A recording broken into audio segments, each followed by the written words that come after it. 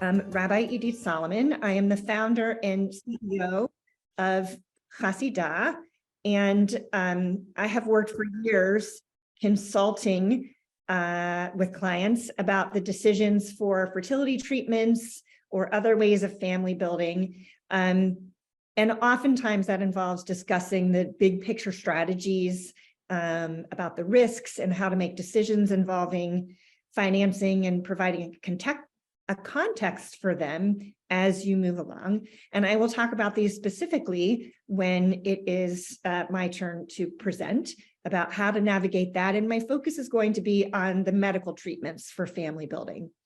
Also with us tonight is Michelle Nobriga. She's the Executive Director of Adoption Connection. And she has a background. She's actually a lawyer and has also an MBA. And I love that she described herself as a family building professional. She has an extensive expertise in creating family through adoption, surrogacy, guardianship, and kinship adoption. And she's had various roles in the past 23 years of her career, including 18 years prior to her current role at Adoption Connection, doing legal work for adoption. So Michelle's with us here tonight. Hello, everybody. Great to meet you all. And also with us tonight is Michelle Lamphere.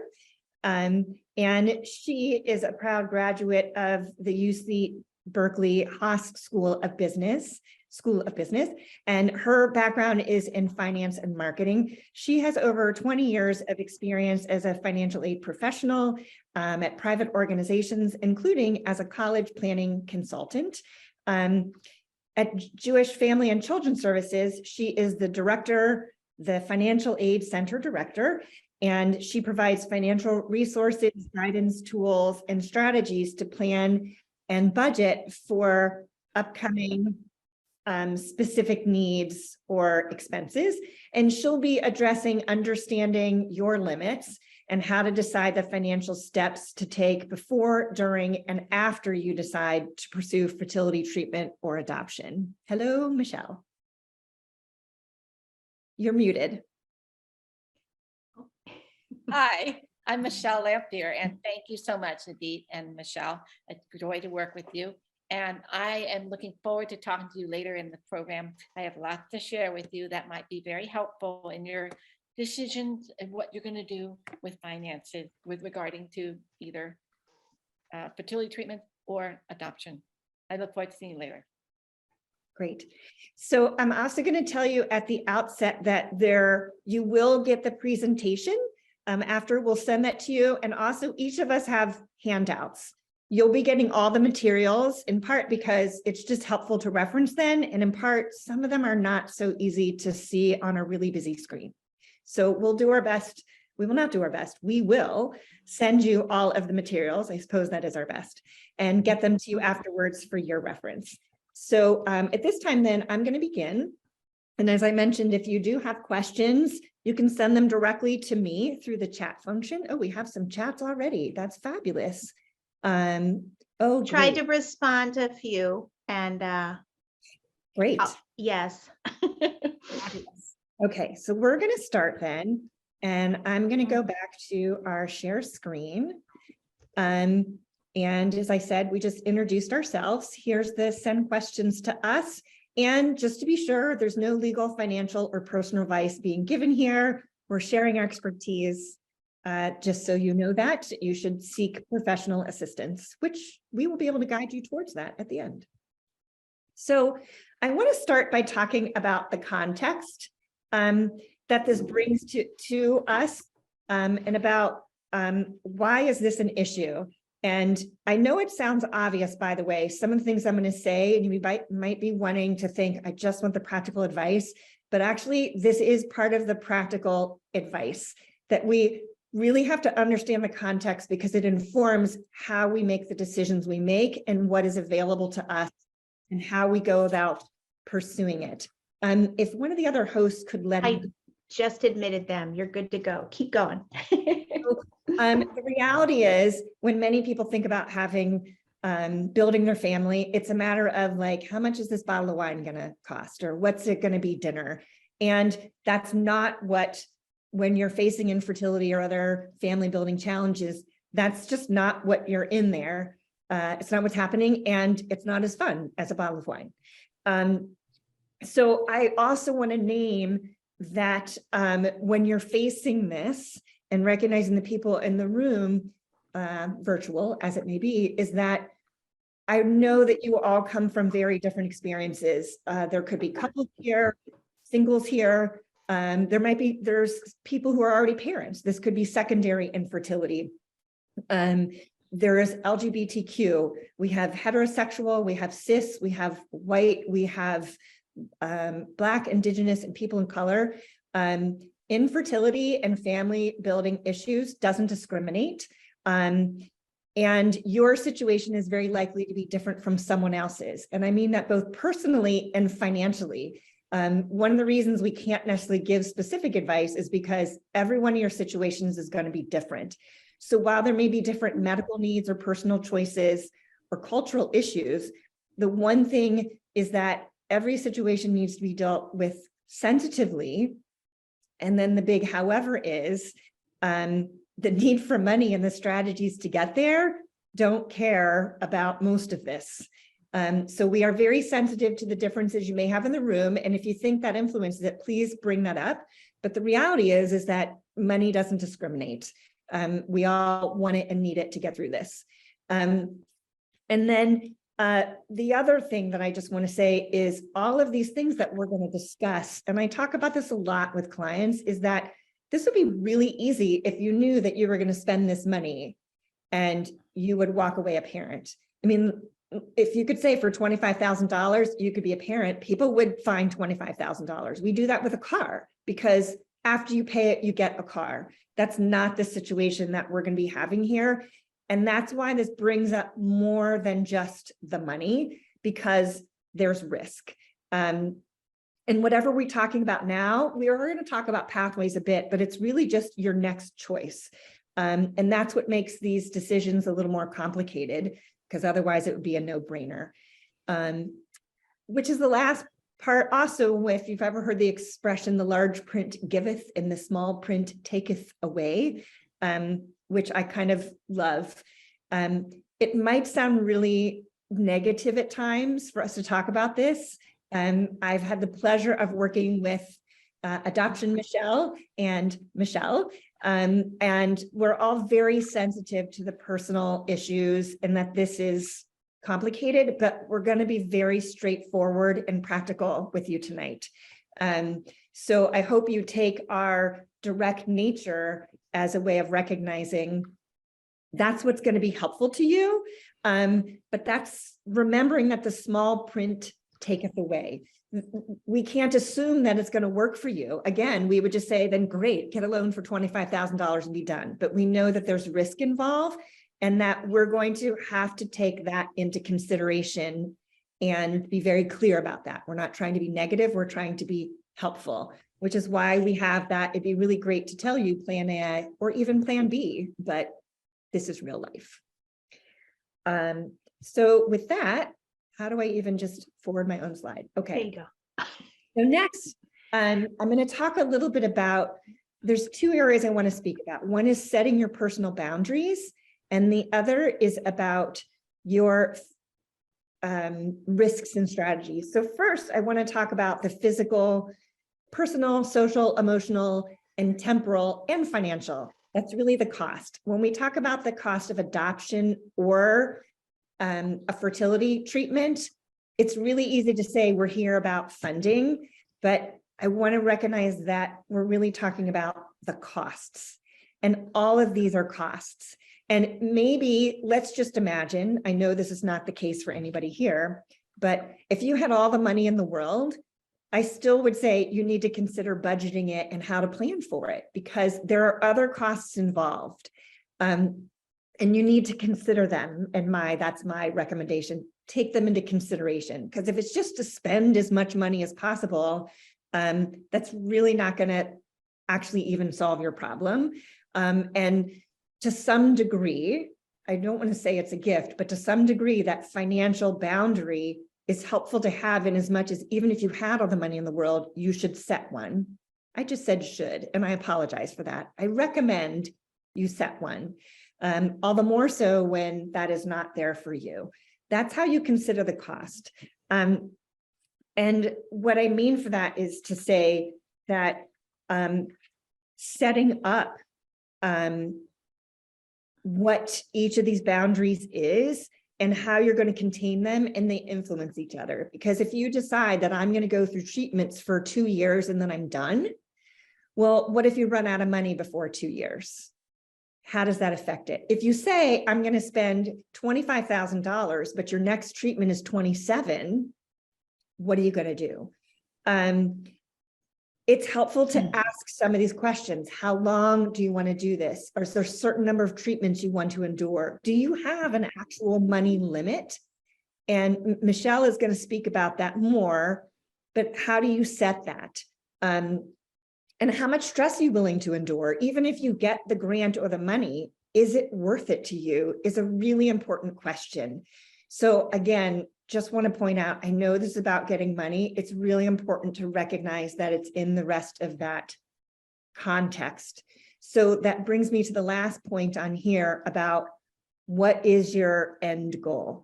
And when I talk about that, what is your end goal? And I've spoken to many people who are willing to try anything and everything to become a parent.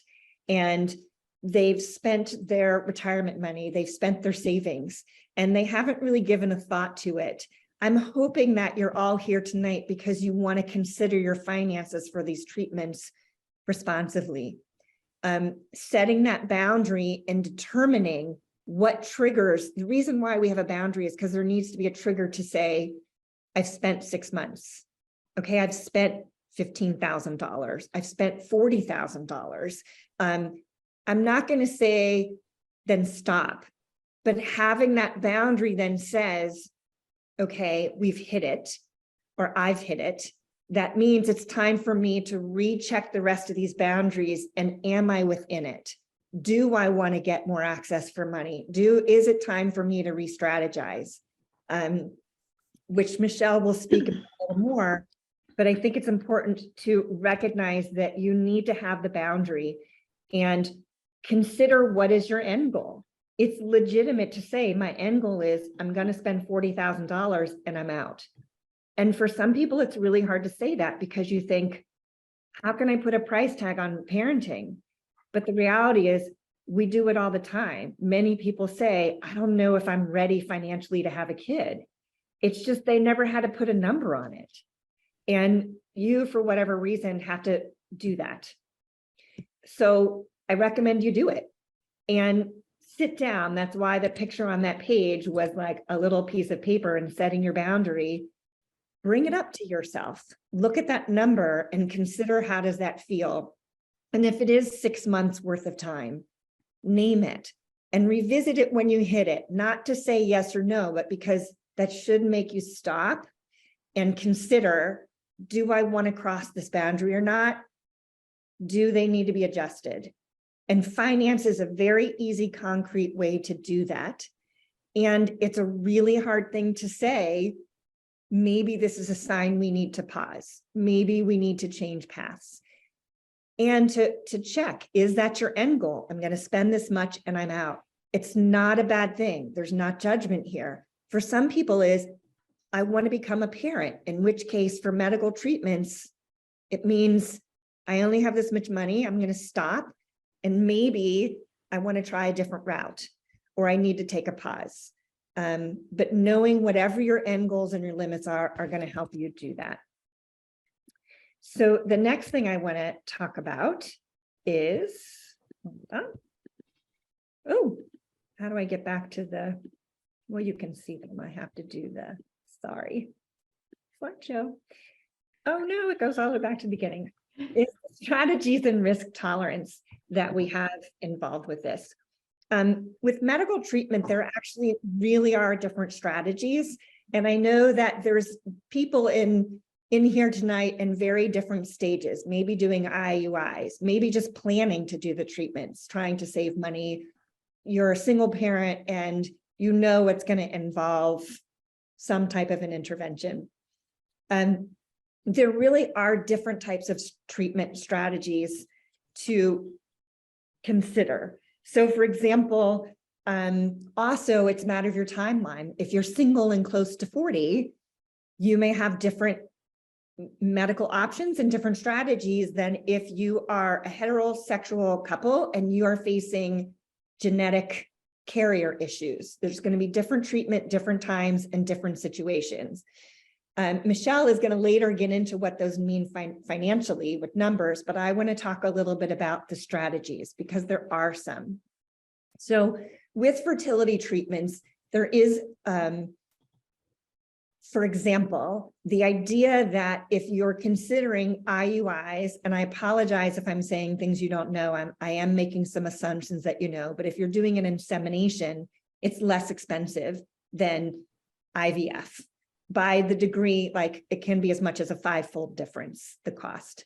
There's a rule of thumb medically, and then there's a rule of thumb financially. So for example, for some people, doing up to 6 IUIs is medically indicated. But financially speaking, it's usually you do 3 and you're out. That's what the 3 and out there means. Because you reach a point where doing so many IUIs actually may statistically work for you, but if finances are a limit and you want more of a sure answer, it's more financially prudent to do a more expensive intervention with a higher chance of likelihood. And you have to decide, do the finances weigh out over time and the potential to be able to do it cheaper? And you have to balance that, and you need to consider what's medically indicated. Another thing to consider, for example, is embryo banking. For some people who are later in life building a family, it can be a little more complicated because if you get pregnant and then you want to have a second child, now you're that many years later, and to start over again could be hard. So some people want to do what they call the embryo banking, do the IVF and bank the embryos to increase their likelihood of multiple children, which, by the way, that assumes that you're having successful embryo creation, but there's a financial strategy involved with that too. Do you want to do the IVFs now? You may be creating more embryos that you use, but increases your likelihood later. I bring these up not to complicate the possibilities, but to raise that there really are strategies. And that's why I say understanding your larger set of boundaries helps you weigh your decision. When you know what's more important, many people don't think of this as an option or consider that, but it helps you understand how you want to spend your money. There's also shared risk programs at some clinics, and a shared risk program means the clinic shares the financial risk with you. So if you're willing to put out, for example, $45,000 out front, you get up to 3 tries. If you get pregnant on the first try, they refund half your money. If you get pregnant on the second try, they maybe refund $10,000. And then, of course, the third try, and that's it. And the reason they do that is because they think you have a likelihood of it working out and that the risk weighs itself out so that they keep you as a client, you do more IVFs potentially, or you get out of it. That's the type of thing that each of you has to consider based on your medical circumstances. It's not just a financial choice. And your level of risk tolerance.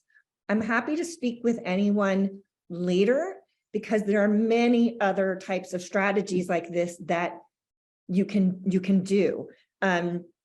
There's also, for example, many other treatments that are added on. And this is kind of going down like ways to save money, for example.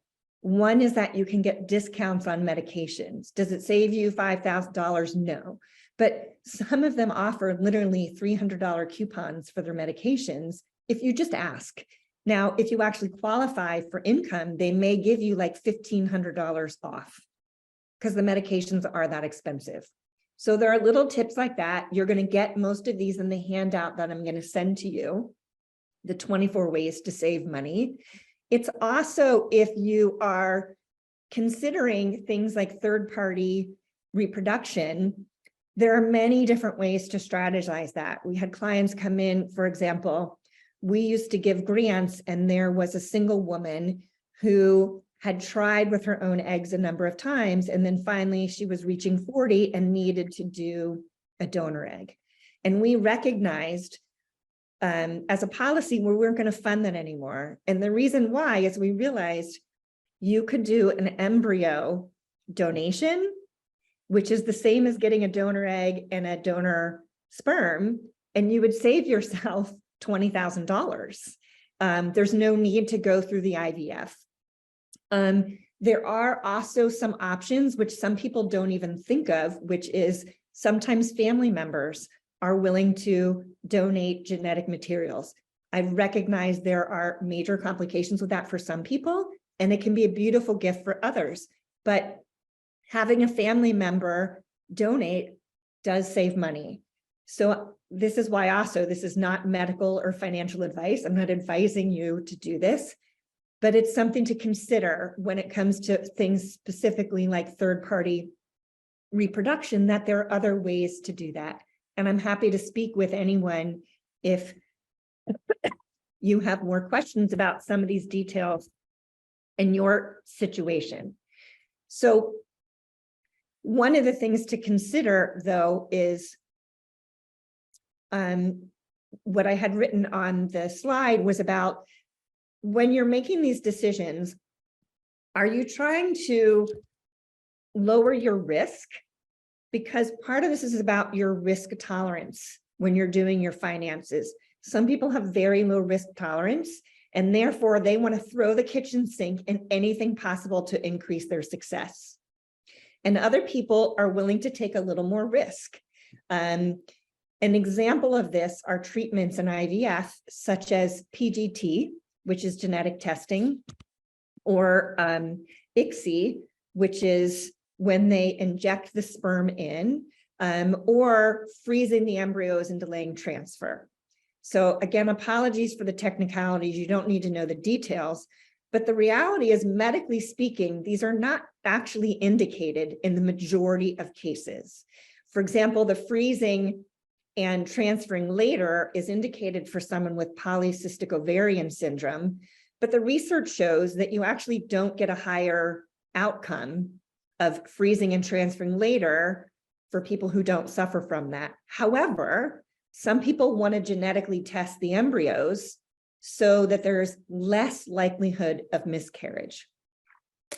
Here is where I'm going to give the sensitivity warning. I'm being practical, and I know the sensitivities here are terrible. PGT,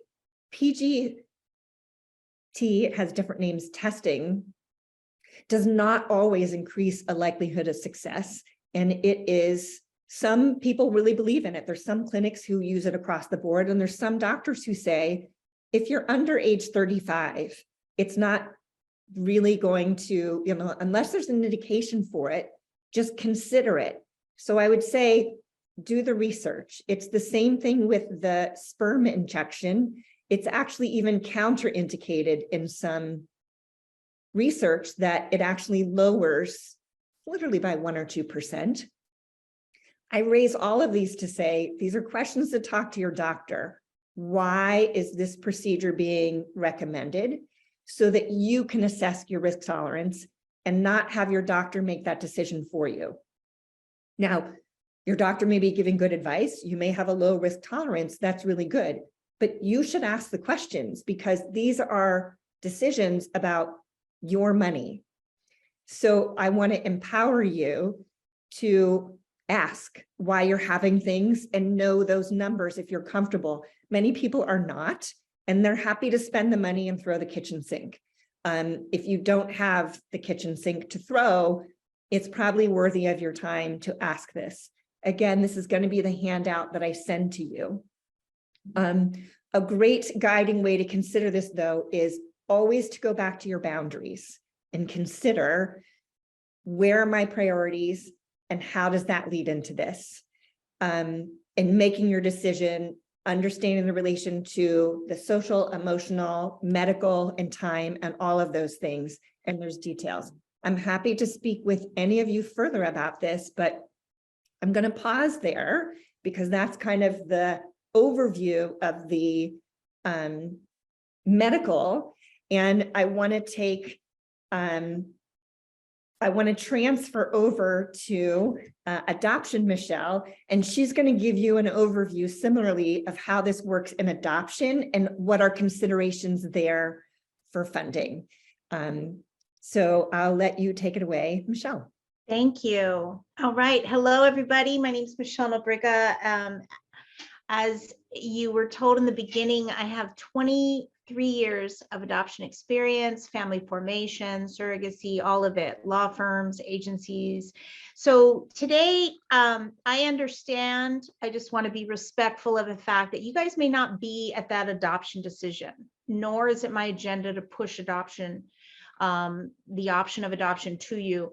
But I think it's good for some financial considerations because we see at our agency, we see a lot of families that go through the IVF, go through every other route they possibly can. And when they come to the table of adoption, listen, we understand we are the last option for many families, right? This is where we land when those options financially or physically or emotionally, the boundaries, you've reached your boundary level, right? And now it's starting to consider other things.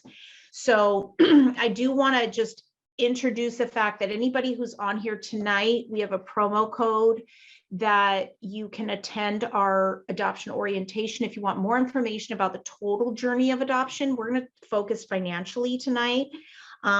But you're going to receive a promo code and that will allow you to register for either our March or April orientation night at no charge if you're curious just about the full journey. So if we can get the PowerPoint slides up, I just want to start with that one of the things we talk about with adoption, which is very different than having an egg donor or a embryo donation, is we talk to people about adoption like, are you ready to adopt, or are you versus ready to parent? You're all ready to parent. We understand that. That's why you're here. But the ready to adopt, it's a journey. The adoption path is a journey. And so we're dealing with who are birth parents, who are expectant parents, because we get a lot of calls from women that are currently pregnant. Adoption is for many women a choice to keep and to try to prevent their children from going to the foster care system. But for others, it's just that they don't want to be parents, or the timing is not right for them. Or a woman is pregnant and it's not the man she thought she'd have a baby with. So it's, you know, some hot guy at a bar. It happens, right? And I say that lightly, but it's the truth. That's what we hear, right?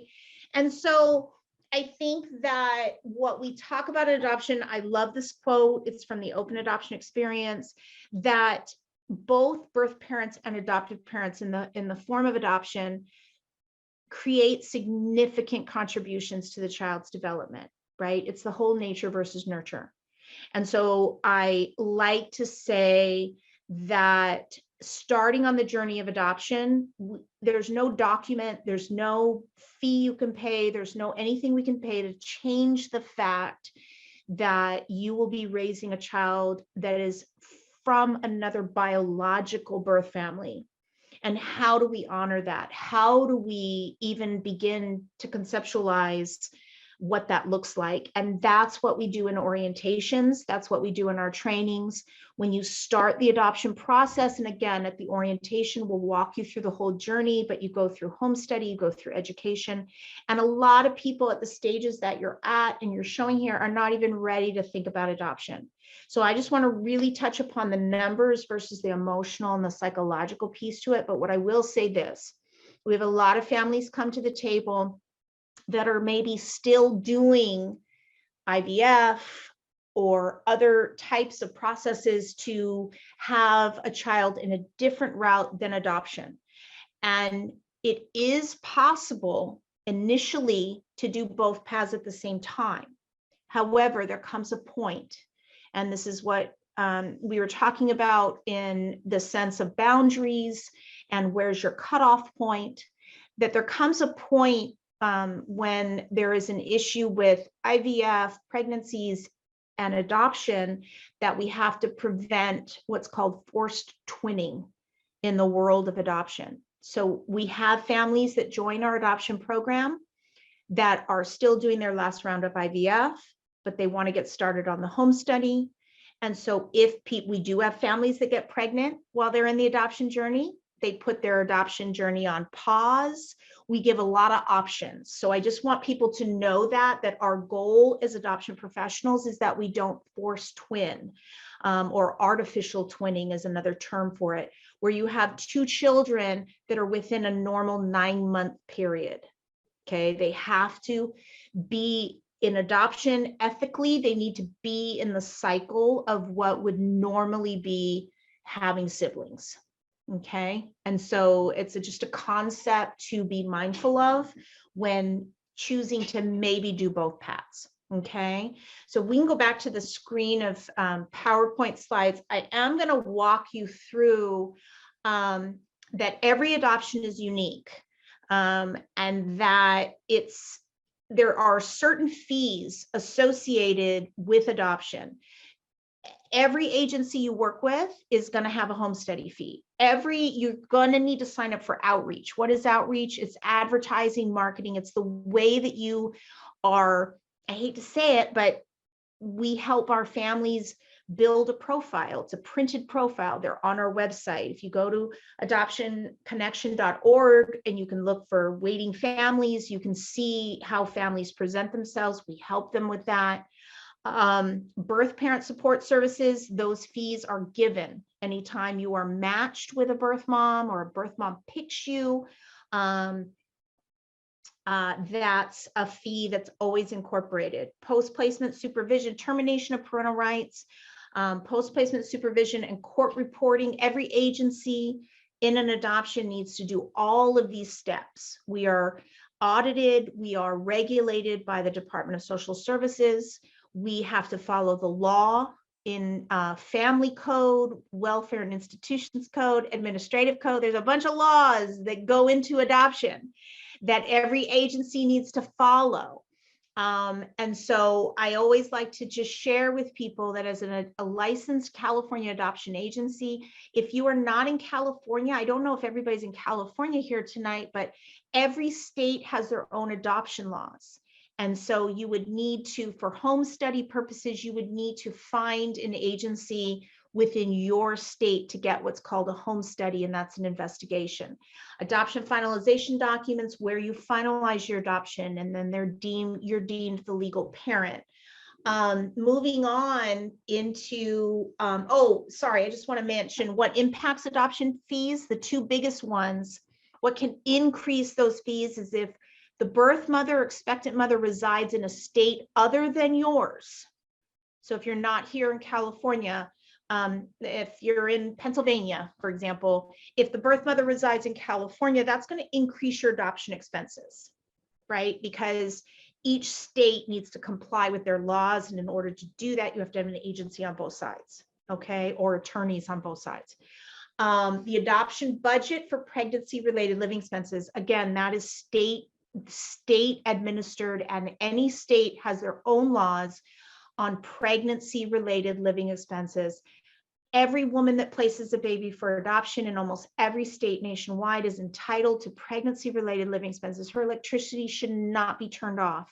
She should not be evicted, right? So your adoption professional that you sign up with, that you're paying outreach for, or you're paying for the home study piece, will manage that budget and make sure that it falls within the law and the state regulations to make sure that everybody is on the up and up. Because at the end of the journey of adoption, you have to go in front of a judge. Okay, you have to go in front of a judge. Surrogacy, little different. You don't have to do that much with surrogacy, but surrogacy is really, you are the intended parent. So there's a court order filed as an intended parent right at birth, and your name goes on the birth certificate. Very different than the adoption process.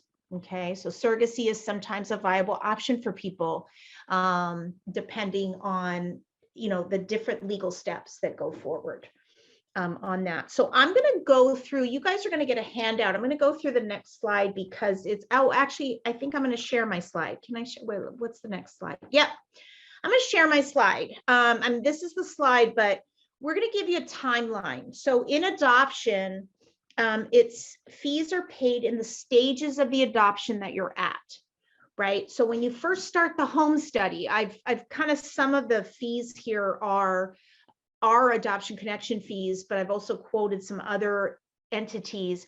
But like, you start with the home study. This is the journey of adoption. You start with the home study. You then, once you're approved to adopt a child, you're going to get a ton of education with the adoption home study process. You're going to be trained on transracial adoption, exposures. What do drug exposures look like? What do mental health look like? You're going to have a whole education on that. You're going to need to sign up with an outreach professional. You should not be reaching out and talking to pregnant women on the street. Okay. You need to have a professional that's talking to women that are considering adoption. Once you're matched, that's when a birth mom chooses you. Birth parents choose an adoption. That's the hardest part about the adoption journey for adoptive parents, is the agencies don't choose. We don't match. The birth moms get presented families and they choose. So if you want to know more about that, then you can come to our orientation. I walk in detail about that. Once you have a baby in your home, you have a post-placement phase, and then post-placement is where you're supervised by the agency with the placement of the child. ICPC, I just will touch upon, is an additional fee. It's an interstate compact for the placement of children. There are fees. Every state needs to prove to an entity in that state that they have followed all the laws and everything is ethical. And then you go and finalize. Okay. So I'm going to share my screen really quickly because you're going to get this handout, but I just want to show you how this kind of path, and I want to be mindful of my time. Okay, I'm almost there. So you're going to get this printout, okay, so that you can sit with it. I've tried to make it, it's a very complex thing with adoption. Here, the what impacts fees, already have mentioned that, where the birth mom is located and where the baby is born, and then the adoption budget. You're going to look at, let's go down to these bubbles here. So see here, application fee. When are these fees due? Outreach fee is due at the time of signing a contract. So you may be working on your home study. A normal home study is about 3 months on average. You pay that fee then you got to find an outreach provider. Here at Adoption Connection, that's our fee. We do payment plans. We have some people that pay through different credit cards, but we can stretch that payment over. Other entities that do outreach are that range, 16 to 55. That's your biggest ticket number, is going to be outreach.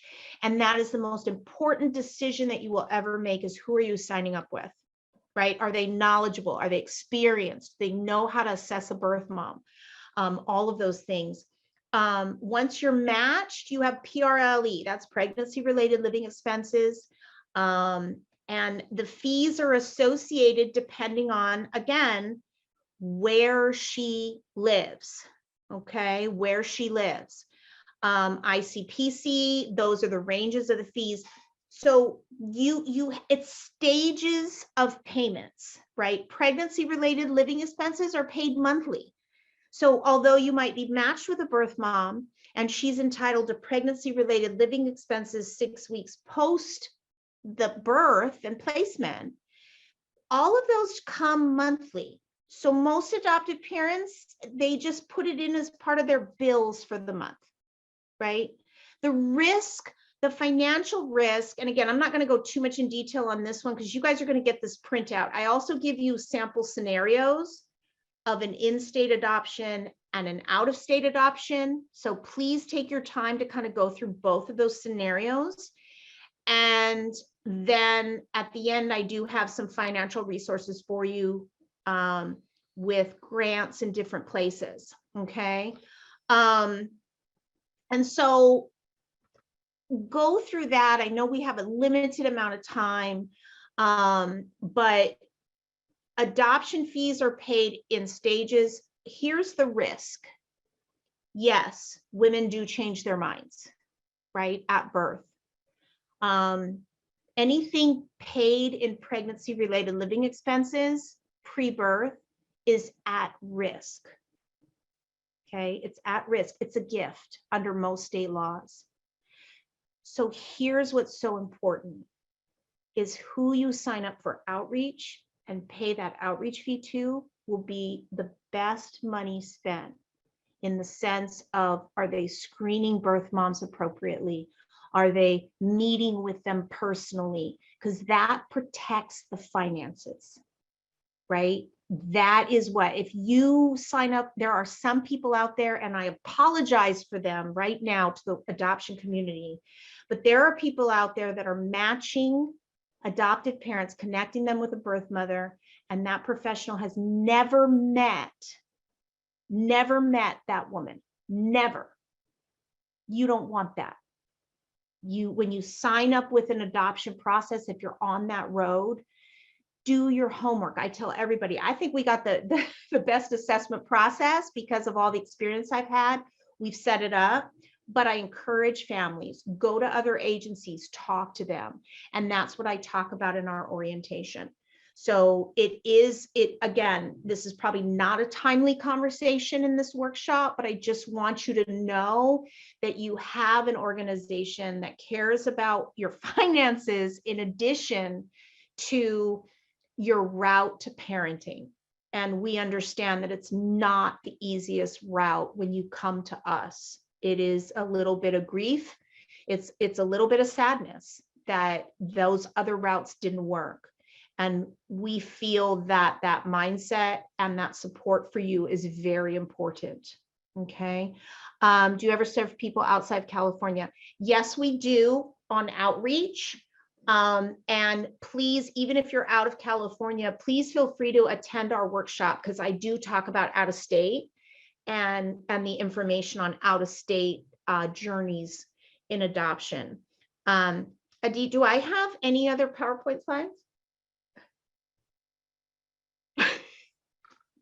I don't know if I do. I think that's like really, I try to be as quick as possible, but that is kind of the summary of adoption, financially focused. There are so many other contexts. Oh, here we go. There's your promo code. So FF 2023, if you want to show up March 23rd or April 20th, you won't pay our registration fee. We'll get you in. And I give you a bunch of case stories. I give you a bunch of topics. People that do show up for our orientations, many of them are still in the process of all the other routes to become a parent. They're just poking around to see what does this journey look like. And I encourage you to do it because some people, when they do that, they'll say, no, you know what? This is not our journey. This is not what we want. There is also foster adopt. I talk a little bit about foster adopt, foster adoptions. But here's the one other thing I'll say, what we do see in our world in adoption. And again, I love how in the beginning, it said that we're here to be very transparent. We're here to be very honest. I have seen families that spend too much time on the other routes and deplete their resources, both financially, emotionally, psychologically, medically. And when they come to the journey of adoption, because all they want to be is parents, and we get it, they're spent, they're done, and their tolerance to navigate the journey is just not there. in addition to, because birth moms are the ones who choose, and we can't get out of the circle of life, age is a factor. Age is a factor. Birth parents who choose adoptive parents are normally 20 something, sometimes early 30s. And I work with birth moms. I've been doing this for so long, and they look at families and they think, no, I need this type of family, or I need this type of family. So I want you to just be mindful of the fact that it's the boundaries, I think, that were mentioned ahead of time. It's the timeline. And what I tell adoptive parents all the time is, and parents in general seeking to be parents, I say, is it the pregnancy or is it the parenting? Right? And that's a hard thing to give up. I'm a woman myself, and I totally understand that desire and that need.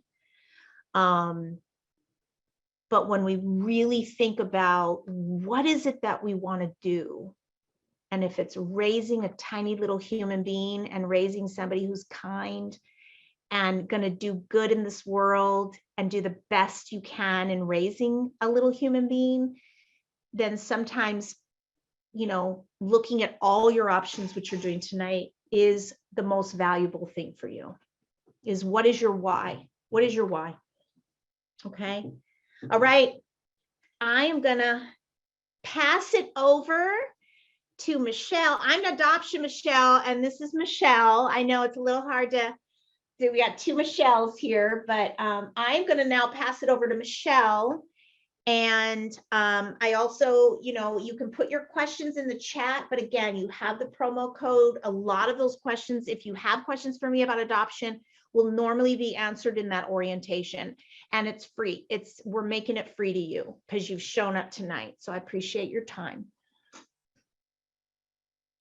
Thank you, Michelle. And indeed, both of you, you've given a lot of good information for everybody out there in the audience tonight. Welcome. I am so glad to be here.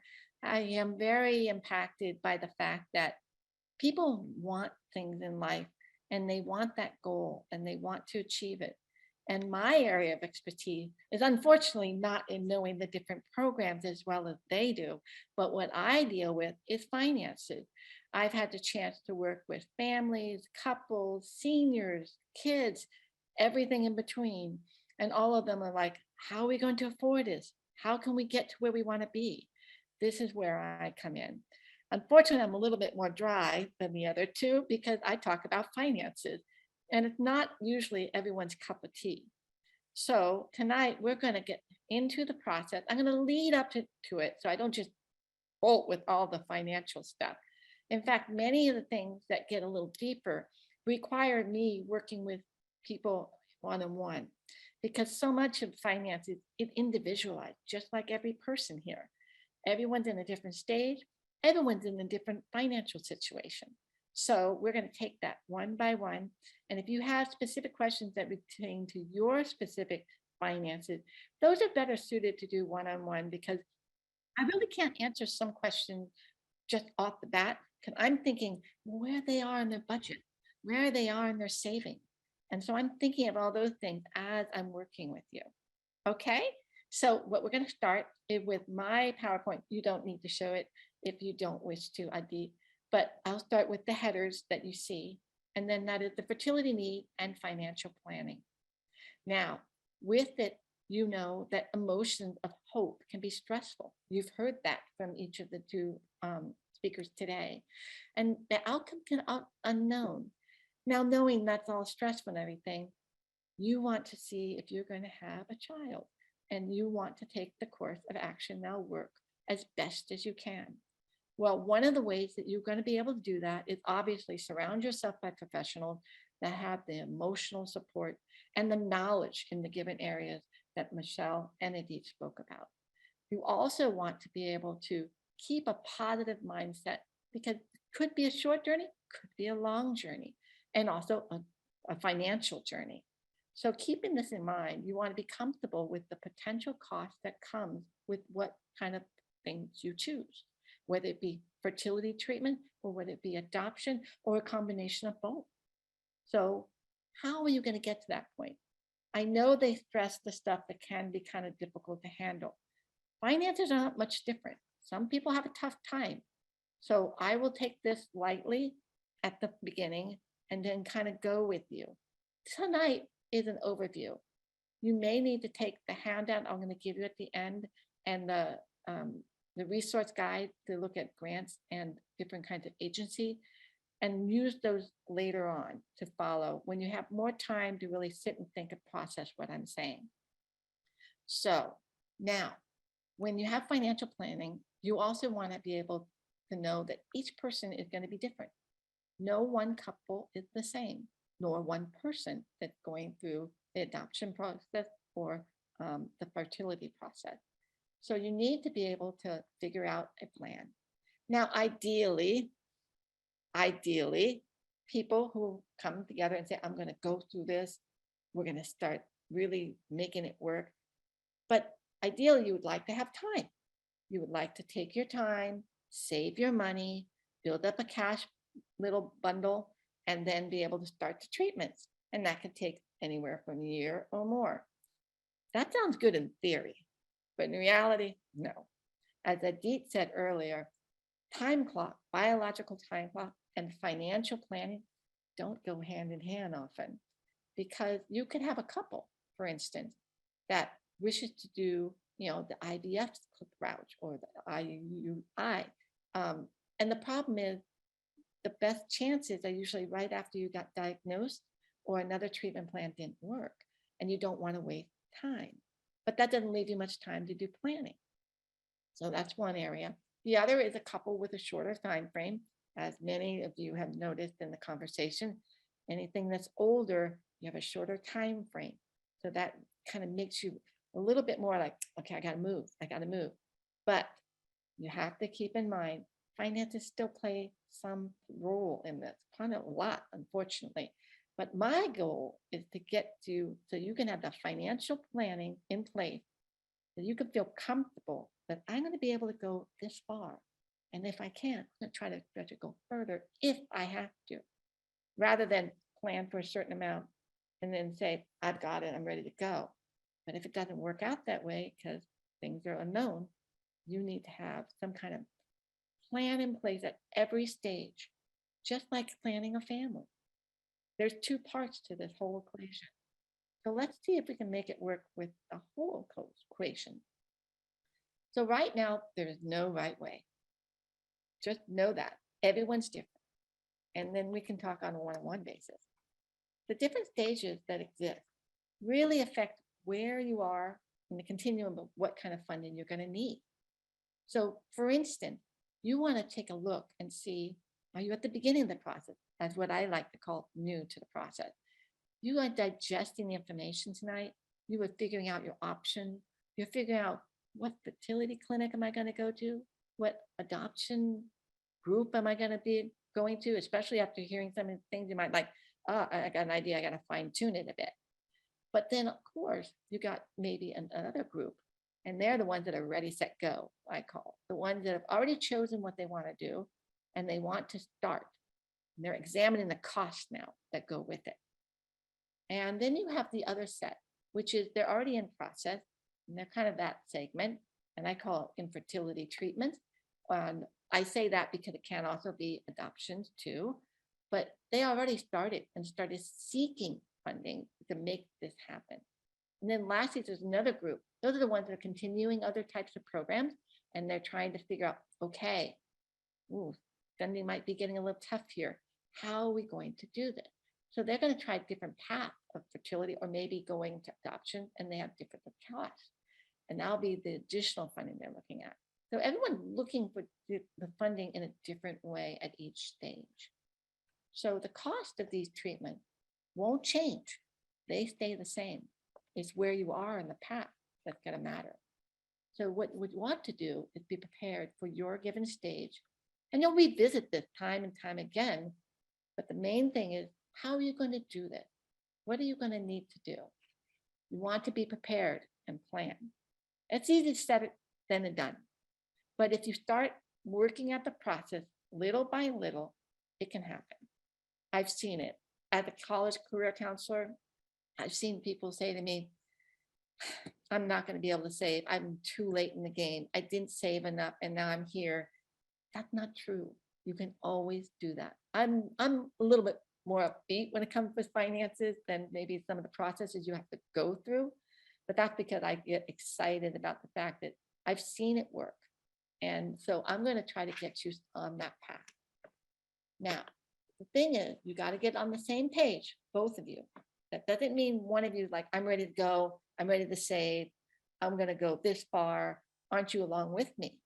If you have a partner and you're like, yeah, I am. But then you have to ask the why question that Michelle was mentioning. Because why are you doing this? What did you want? What's your goal? Well, Adit said it best too. Most of the people who have infertility, their number one goal is to become a parent or have a second child, to have a family that's larger. Now, this takes financial planning. It is so vital. So you got to think about how you're going to fund the fertility cost. You got to see that even though it doesn't have a guarantee of cost, of success right away, maybe later, maybe not, and you have to move on to another idea or a different frame of mind.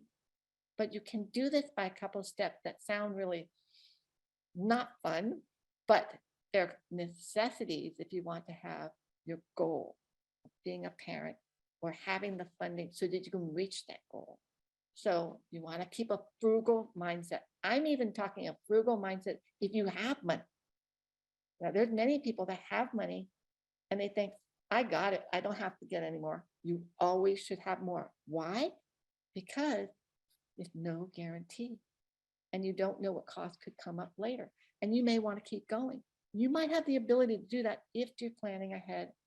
And I know you're thinking, oh, planning ahead, I have to have the money now. No, you can look at things and kind of get a head start in your mind and start thinking of different things that I know you can do every day, as well as stuff that are something you may not have thought of. So even though you have decent savings, you want to build a cash buffer. If you have debt, the first thing you want to do is to decrease them and erase them. And that sounds easier said than done too. But you'd be surprised when there's a goal. As I say, a wish is only a wish. You have to do something about it to make it happen. So let's do that. And so when you've got the freed up funds from, say, getting rid of debt, all of a sudden you have more money than cash. As I like to say, for people that maybe have had a sad beginning and how they got out of their spot, they were in a box and that box got a little wider each time as they pushed through it because they saw some light at the end of the tunnel that they wanted to get to.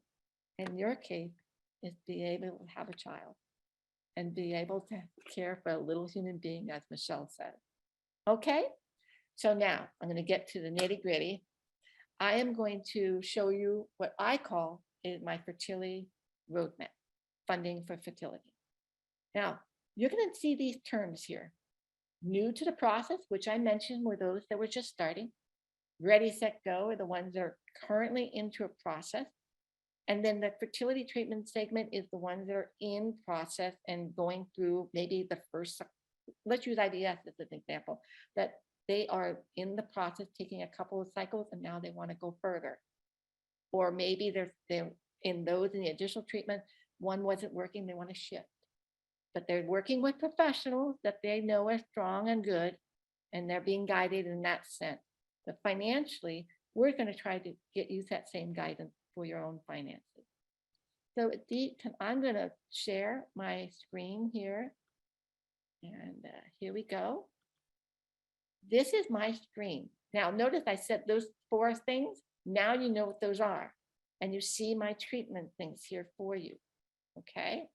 And what I want you to know is that you can achieve these things. It takes work with both of you, or if you're alone, it may take a little harder effort, but it's possible. Obviously, one thing I always say is bring in the family. I say that when it comes to finances, because if you have a good rapport and a relationship with them, and they want to see you have a beautiful life, they're going to be on board. And they're going to be saying, what can we do? Well, these are things that you can do. You can tell them some things as I go through that you can let them know that they can help you too. Because it is a family, it's a big family.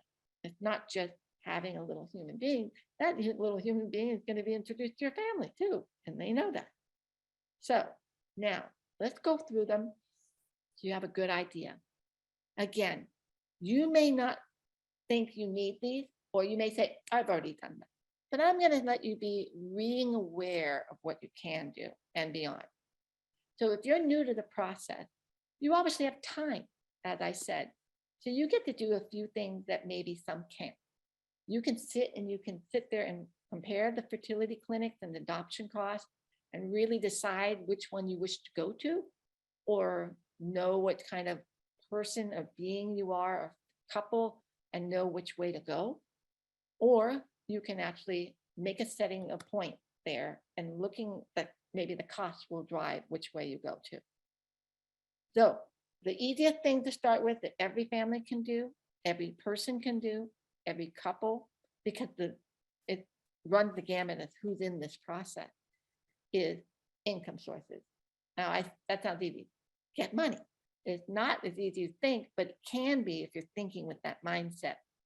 You want to increase your cash. Well, lower your expenses. You want to increase some cash. Get a second job. You want to increase cash. You see where I'm going with this.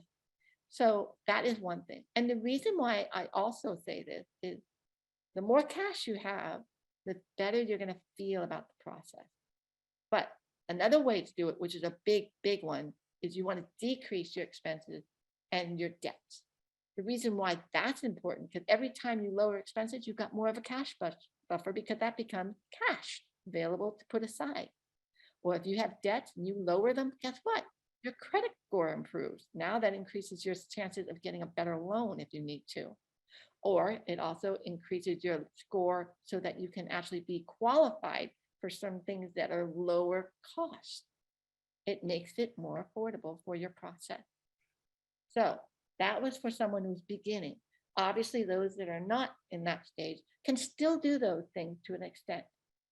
So that's why you may see that on the top line for each of the columns, because that's something you can always do throughout the process. Okay. And I have dealt with people that had absolutely nothing and ended up going to college, or absolute nothing, and be able to afford an expense they hadn't anticipated.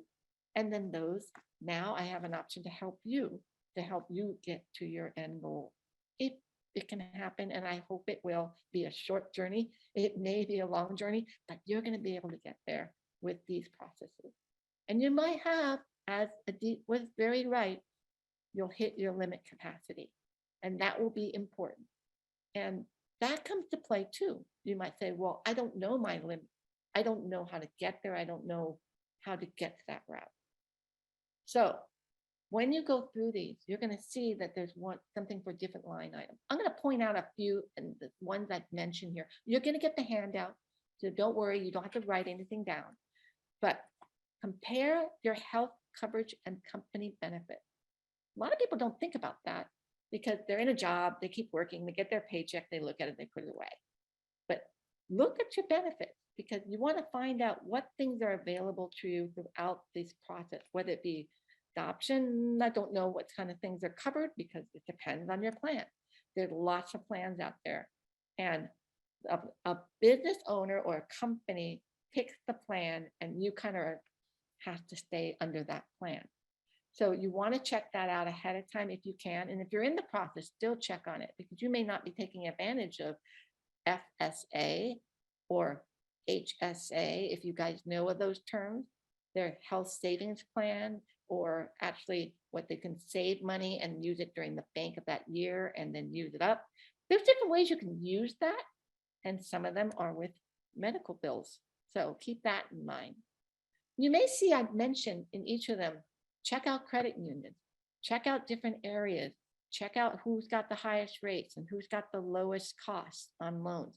I mention this because if you don't have this kind of banking system, especially today, given the current environment, you want to make sure you have a company, a bank, a credit union that you know has been around a long time, offers good rates, and get to be a member now. Because if you're new to the process, that's easy, because by the time you come to need some services, you can get them. Those of you who just do it right now, because that can be also the place that you're going to be storing cash buffers, because they have the best savings for you. High yield savings or low cost loans. Sometimes they even offer a lot of promos where you have zero personal loans. And that happens when, guess what? You have great credit. So these all are starting to tie into what I'm saying here. And I hope that you take advantage of them. Sometimes it takes baby steps to start. You can always call me for little questions like, how do I call this place and make this happen? Okay, give me a call.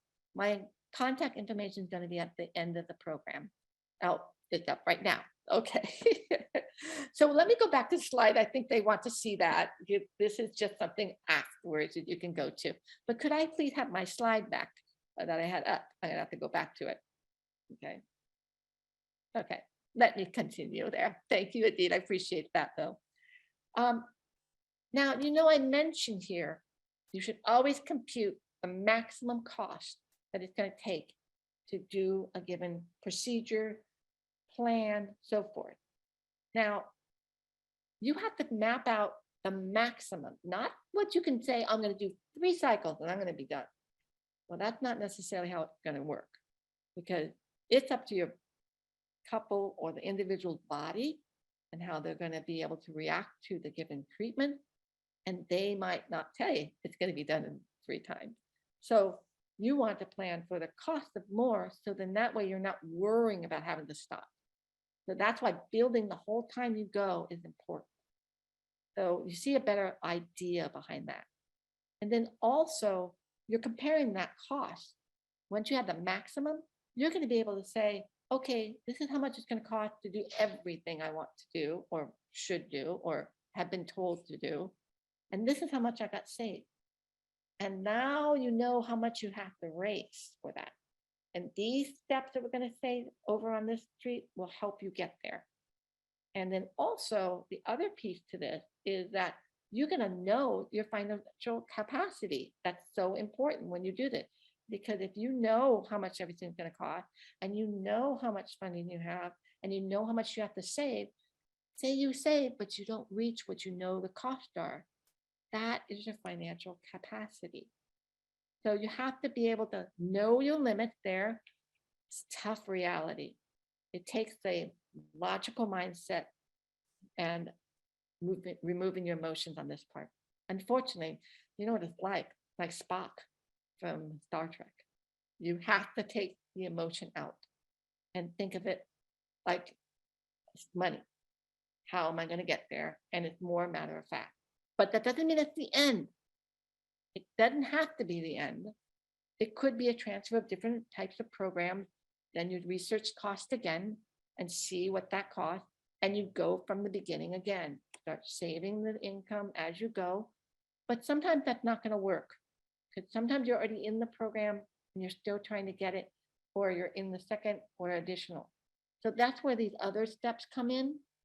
So for instance, you will notice that I mentioned IVF grants. Those are great, but not everybody can get them, and they're not offered under certain circumstances.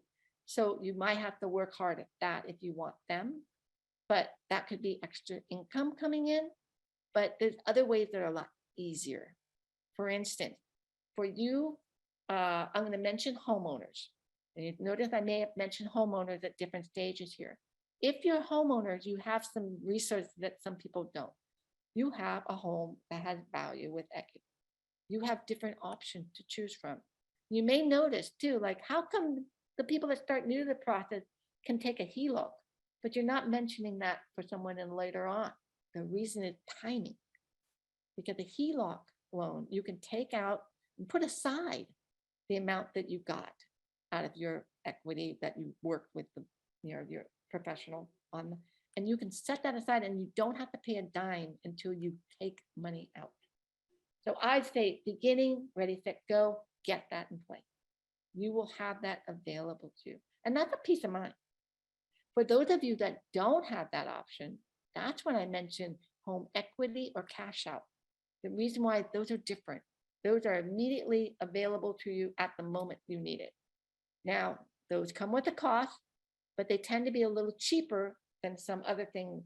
I know that fertility clinics give some really good opportunities. They'll say like you have a 0% for a certain period, or they'll have a certain low cost to it. But that's a little bit more than what I've seen that you can get in a home, especially if you've had it for a while. So that's another option.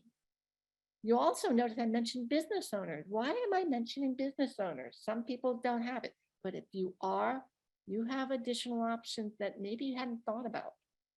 Most business owners are small business owners. They have themselves as the owner, or they may have employees a little bit. You can offer separately from your home where you're working. You can offer as a business owner your own company and benefits. So the health plan. And that allows you something that people can't do that at big corporations. They are locked into the plan that's set with your business at your work. If you're a business owner, you get to choose the plan. And that can include, and there are plans that also include fertility treatment, more than just IUI. It also does some in vitro as well, IVF. So that gives you an advantage. It may cost more, but I think in the long run, it'll be a lot cheaper because now you have some of that cost taken away, reducing the cost. And then also, if you're a business owner, you might want to consider HRA. A lot of people don't know what that is, and that is different. So that is offering health. The acronyms sometimes get me all mixed up. So instead of HSA or FSA, HRA are the benefits that are given back for only medical. And that includes IVF in some cases. Now, those benefits programs are more expensive. So only if you're the business owner, you have that option to actually get that in place. Some companies offer it, but not many. And you have to just be employed by those agencies. But if you're your own business, you can do that. So that's another thing that's a little out of the box here that I'm trying to get you to think. It's easy to think the basic. Getting outside that is the more creative approach. Okay, so you're going to see more across your. I also mentioned something that maybe you haven't even thought about. Jewish organization offer 0% business loans here. So does mine. If you need to talk to me about that, I'm here. But there's others across the country that do the same. I don't know where you live, because there's all over. I saw from some of the things that came through, they're coming from everywhere. It does not show any boundaries as far as having a child and wanting a child. So I welcome everyone to think about those out of the box things. Then the other thing I also want everyone to know is that when you get to the point and you're starting another round or a new, particularly those that are in the last segment, it may have noticed that I said, consider other fertility costs and treatments, because you don't have to stay with the same fertility clinic that you were at. Ideally, it would be nice to do that because you're familiar with who you're with and everything, but that might be a time to say, wait, I want to keep going, but I got to keep the cost in check. But let's revisit this and see if the one we're at gives us the best type of cost versus what you're going to do. And that might make you want to go to a different person for that particular thing. I don't want you to jump around, of course, but it may make sense if you're going to save thousands of dollars to keep the process going. Now, Michelle Nobrega brought up something that I definitely want to address, and you don't want to go and go and go and then be completed. That's not the process.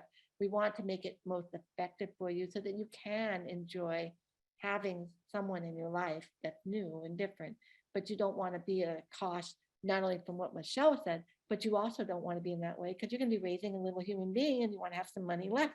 And diapers are expensive, okay? And you know what? I think this can be achieved. And I've seen some people think, Adit, you said it best, is that their goal in life is I'm going to throw the kitchen sink at them. The problem with that approach is you haven't had a plan. These are plans. So I hope that tonight you go away with thinking about all the things that were said tonight, and that you'll be able to incorporate with the finances, with the different program. It's a lot to assimilate, and I realize that.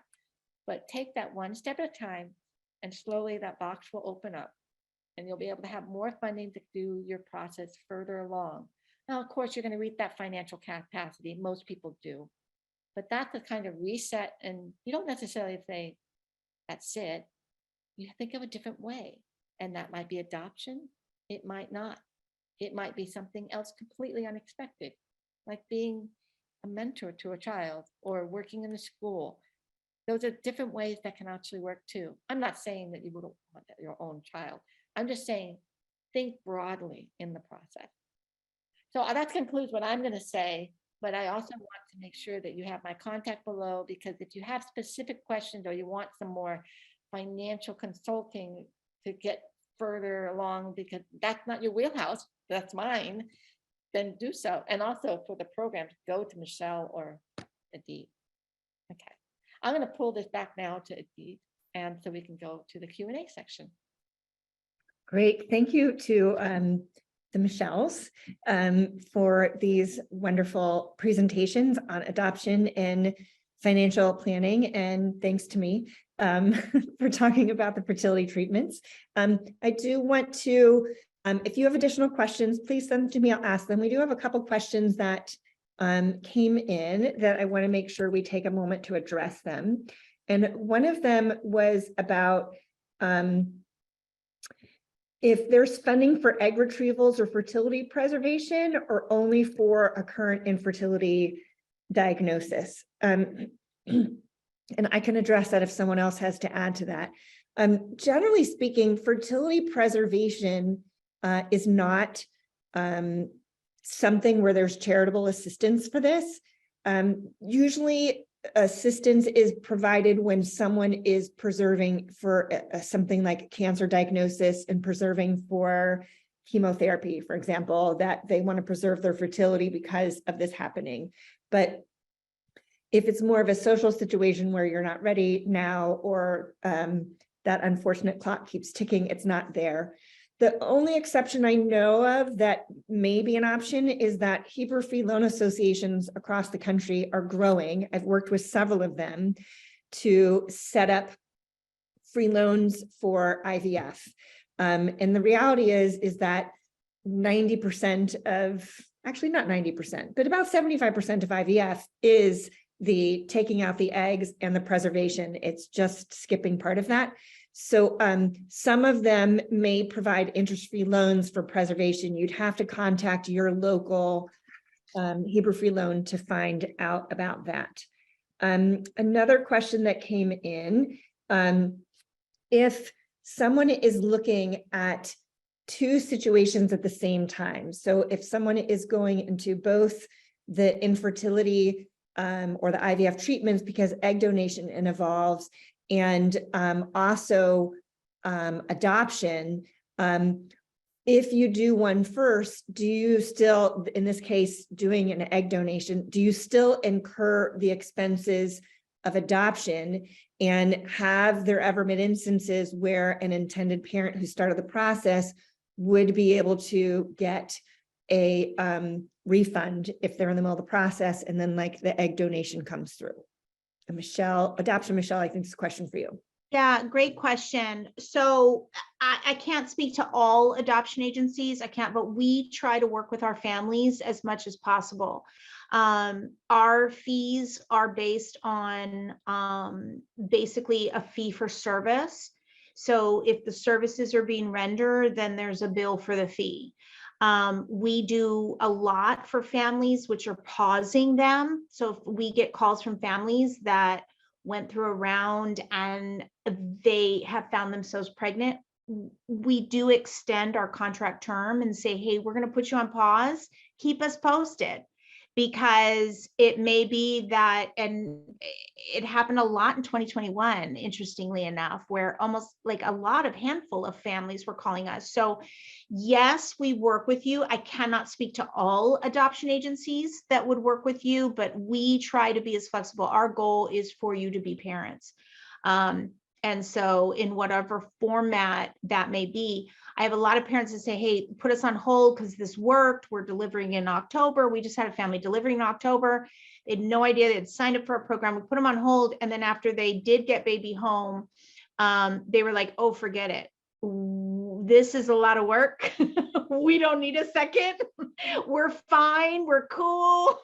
And so we don't refund depending on your situation, but we pause. And so our fees, so every case is so unique. So I say, just say, have a conversation with us, and I feel we're very reasonable, and we just want you to be parents. I also just want to add, I put 2 links in there of 2 things I did not mention is employer benefits for adoption. So American Adoptions is a colleague of ours. They have a great article on employer benefits, and the adoption tax credit. Adoption tax credit currently right now is, I think, at $14,000. It's income based, but you get it in the year that you finalize your adoption. So all the expenses, and I just want to add to the nationwide average wait time when you start the adoption process is about 2.5 years. So I think that's an important component to add into this kind of financial conversation, because being picked by a birth mom can take a while. We don't know when, we don't know who she's gonna, who's gonna pick you and when. So that nationwide average, do we not have families that get picked within 6 months to join our program? Of course we do. So does other agencies. But the nationwide average is about that. So you just want to have those factors. So I want to give you employer benefits. Bay Area is the best place. I know there might be some people on here that are not from the Bay Area, but Bay Area is the best place. Most companies have adoption benefits where they do full adoption expenses reimbursements after you finalize. And so that's something for you to look into for your company. There is adoption insurance out there. You want to do your research on that and be a savvy consumer when doing your research. And then the adoption tax credit. Okay, sorry, just had to throw that in there. So we have another multiple question and then another question after that. So the multiple question is about if someone has applied for grant in the past, do they have to keep reapplying?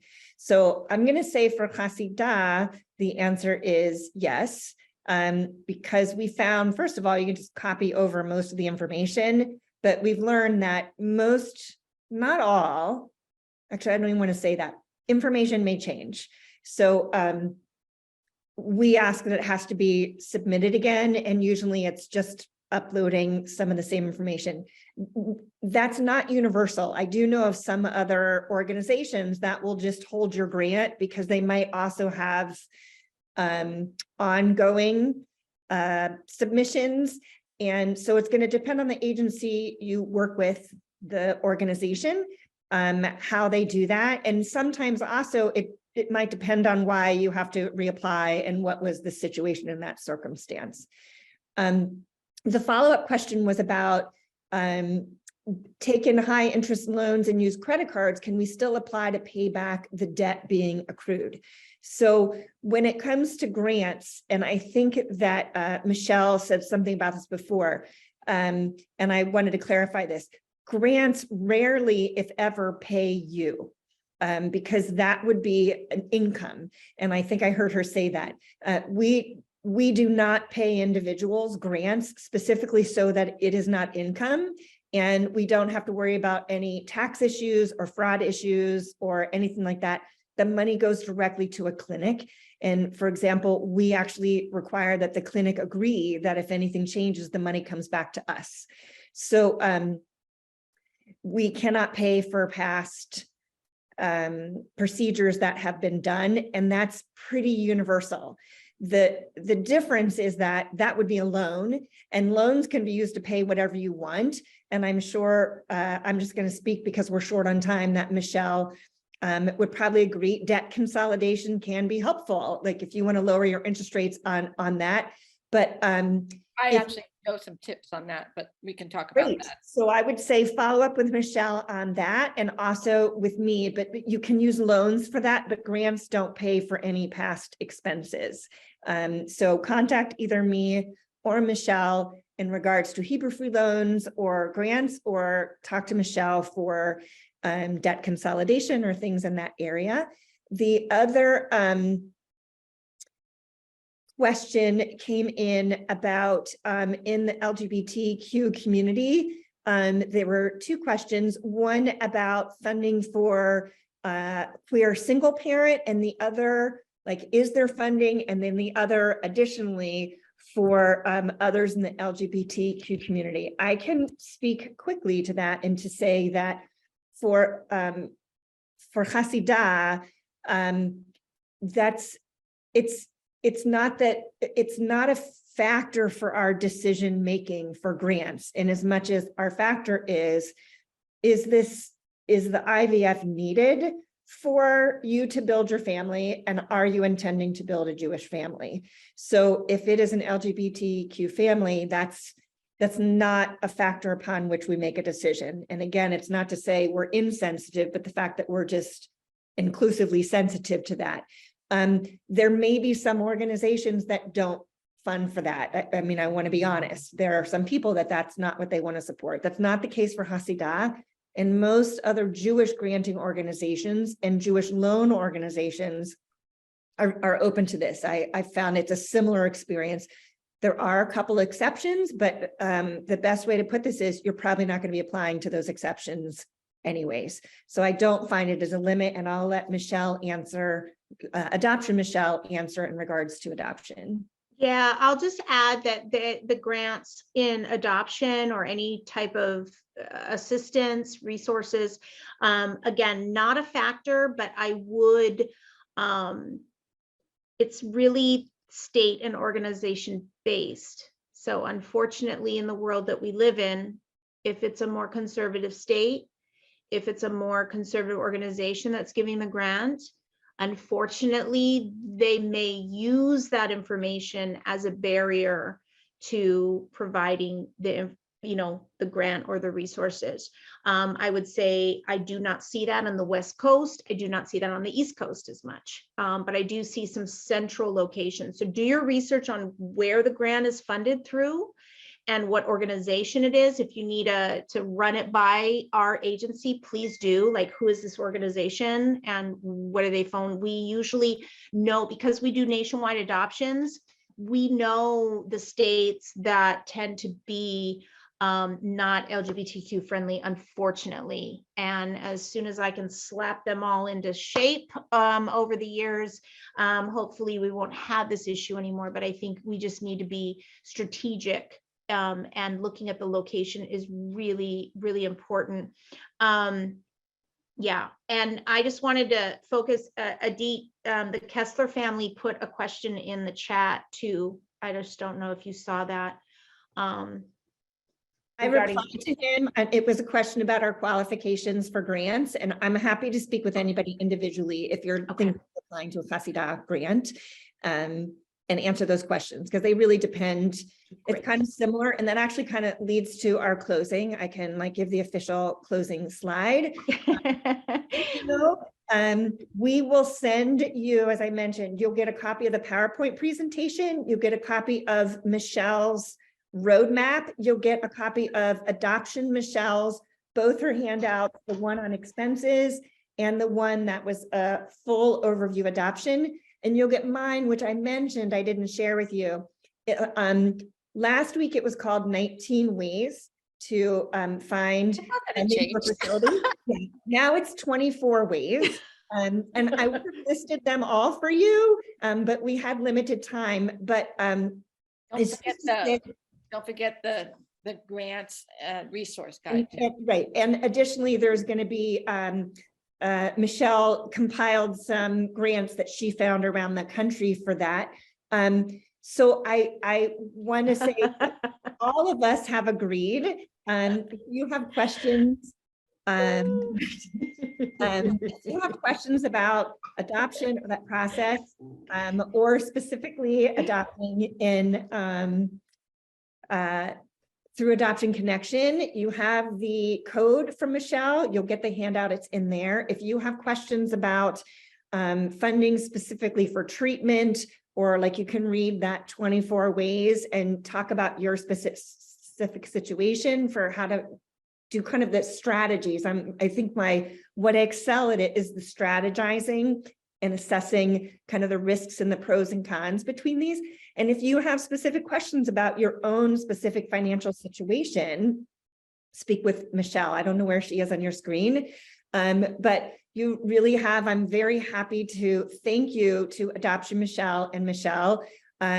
We've got the full palette here for you. If it's adoption, if it's fertility treatments, it's for specifically your financial situation, please feel free to follow up. You'll get all of our contact information. And I also just want to give a shout out. This was co-produced by Hasidah and Jewish Family and Children Services. And I'm really grateful that you were all able to come tonight. And that concludes our presentation. Thank you all for coming. Thank I you. wish you all the best. Thank Good you. luck to all of you.